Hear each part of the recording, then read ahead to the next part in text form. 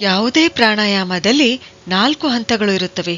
ಮೊದಲನೆಯದು ಪೂರಕ ಅಂದ್ರೆ ಉಸಿರು ಒಳಗೆ ತೆಗೆದುಕೊಳ್ಳುವುದು. ಎರಡನೆಯದು ಕುಂಭಕ ಅಂದ್ರೆ ಉಸಿರನ್ನು ಒಳಗೆ ಪುಪ್ಪುಸಗಳಲ್ಲಿ ಹಿಡಿದಿಟ್ಕೊಳ್ಳುವುದು.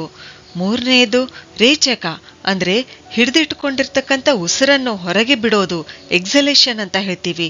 ನಾಲ್ಕನೆಯದ್ದು ಬಾಹ್ಯ ಕುಂಭಕ ಅಂದ್ರೆ ಇಲ್ಲಿ ಉಸಿರು ಹೊರಗೆ ಬಿಟ್ಟ ಮೇಲೆ ಹಾಗೆ ಇರುವುದು. ಅನುಲೋಮ ಎಂದ್ರೆ ಇಲ್ಲಿ ಉಸಿರು ಮೇಲಿಂದ ಕೆಳಗೆ ಎಳೆದುಕೊಳ್ಳುತ್ತೇವೆ. ವಿಲೋಮ ಎಂದ್ರೆ ಕೆಳಗಿನಿಂದ ಮೇಲೆ, ಉಸಿರು ಕೆಳಗಿನಿಂದ ಮೇಲೆ ಹೊರಬಿಡುವುದು. ಈ ಪ್ರಾಣಾಯಾಮ ಮೂಗಿನ ಎಡಹೊಳ್ಳೆಯಿಂದ ಅಂದ್ರೆ ಲೆಫ್ಟ್ ನಾಸ್ಟ್ರಲಿಂದ ಒಳಗೆ ಎಳೆದುಕೊಂಡು ಪ್ರಾರಂಭಿಸಬೇಕು. ಇದು ಪೂರಕ. ಇಲ್ಲೇನ್ ಮಾಡಬೇಕು, ಹೆಬ್ಬೆರಳಿನಿಂದ ಬಲ ಹೊಳ್ಳೆಯನ್ನು ಸ್ವಲ್ಪ ಪ್ರೆಸ್ ಮಾಡಬೇಕು.